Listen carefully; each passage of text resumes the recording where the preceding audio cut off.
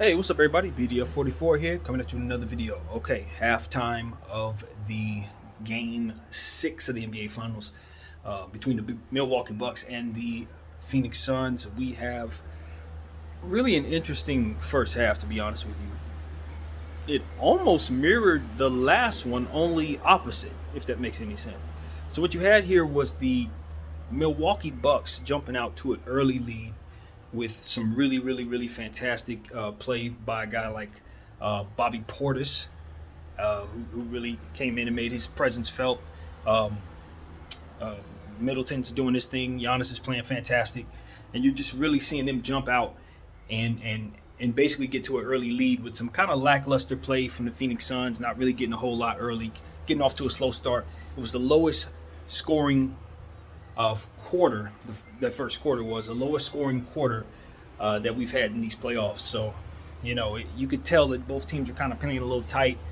Um, but the thing about it was, even with Milwaukee playing as well as they were in the first quarter, it was one of those situations where I'm like, they are toying around with possessions. They're not taking possessions seriously.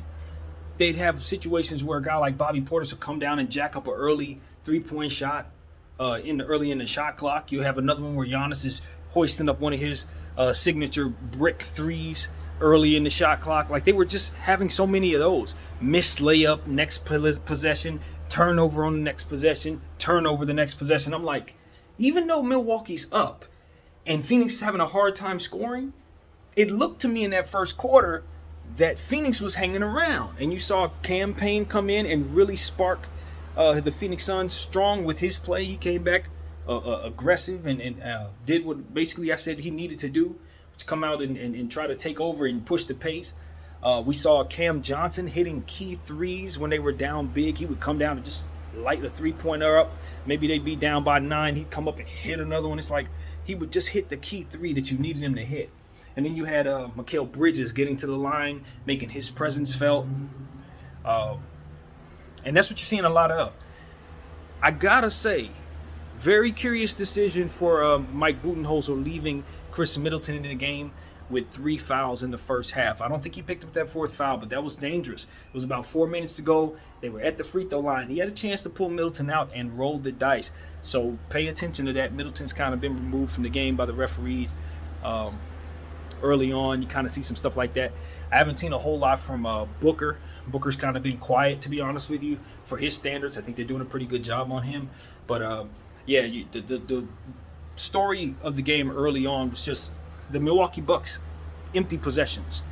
When they had big leads and they had a chance to really put the momentum, put a stamp on the momentum, they would do something stupid to give the ball to the Phoenix Suns, and the Phoenix Suns would turn it into a basket on the other end. It was like every time they had momentum really on their side, they do something stupid. And it was just bad basketball play on the offensive end by the Milwaukee Bucks, honestly. It was just bad basketball in that second quarter.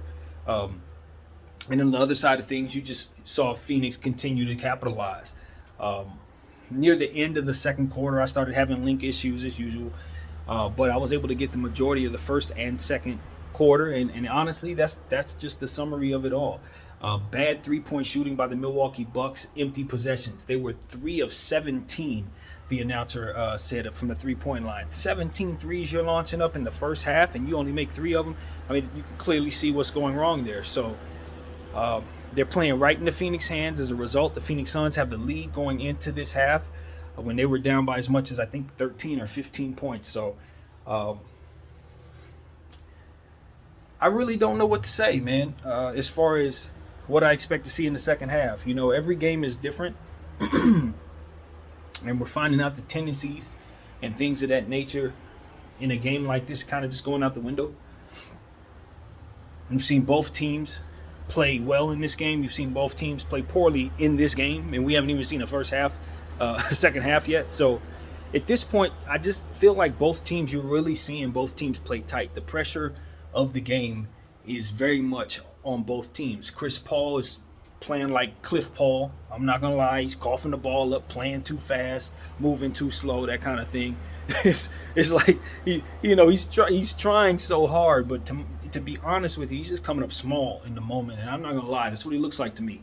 Guys like Cam Johnson, they're playing a bit more loose.